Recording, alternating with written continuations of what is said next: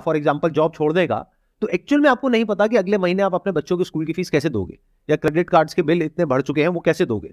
तो वो कोई हवा में नहीं है डर, किसी भूत प्रेत से आप नहीं डर रहे हो, रियल प्रॉब्लम है जिससे डर रहे हो। तो करना क्या चाहिए, चाहे किसी और को सलाह दो, चाहे खुद अपने आप को सलाह दो, आराम से ठंडे दिमाग से बैठ करके एक प्रॉब्लम का सॉल्यूशन निकालना चाहिए। मतलब मैं ये नहीं कह रहा कि उसको गलत सलाह दो और खुद को सही सलाह दो, नहीं, हमेशा सही सलाह दो।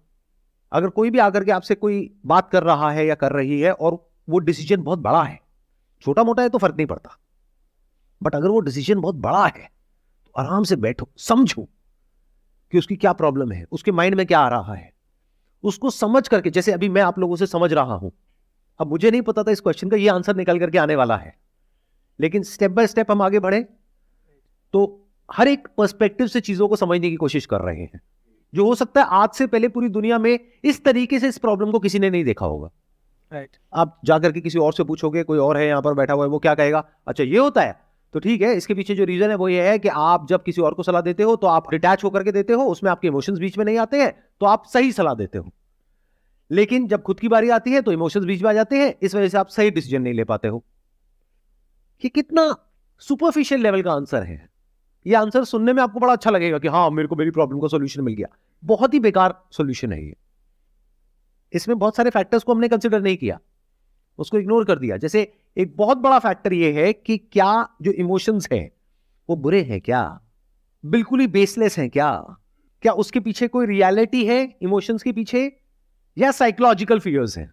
देखो, एक होता है एक्चुअल फियर, एक होता है साइकोलॉजिकल फियर। तो अगर किसी और को सलाह दे रहे हो तो वहां पर भी समझो और ब्रेक डाउन करो चीजों को। अब आप कहोगे उसमें मेरा क्या फायदा है, अरे आपका ये फायदा है, अगर आज आप उसको अच्छे से गाइड कर रहे हो तो कल खुद को भी अच्छे से गाइड कर पाओगे। मतलब हम क्या कर रहे हैं, हम दो एक्सट्रीम्स में ऑपरेट कर रहे हैं। जब कोई और हमारे पास सलाह लेने आता है तो बहुत ही घटिया लेवल की सलाह हम फटाफट से दे देते हैं उसको, बिना डिटेल में समझे कि उसकी लाइफ की एक्चुअल में प्रॉब्लम क्या है, कि वो किस स्टैंड पॉइंट से क्या पूछ रहा है या पूछ रही है। हम कुछ भी सलाह दे देते हैं जल्दीबाजी में। तो एक हो गया, जल्दीबाजी में हमने कुछ भी सलाह दे दी, और जब खुद की बारी आती है हम कोई डिसीजन ही नहीं ले पाते हैं। तो दोनों ही गलत हो गया ना।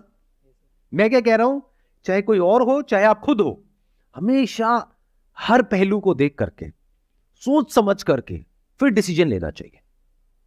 मतलब उसमें प्रैक्टिकलिटी का भी रोल है, इमोशंस का भी रोल है, डिजायर का भी रोल है, फियर का भी रोल है, रिस्क एनालिसिस भी है, वेरी इंपॉर्टेंट।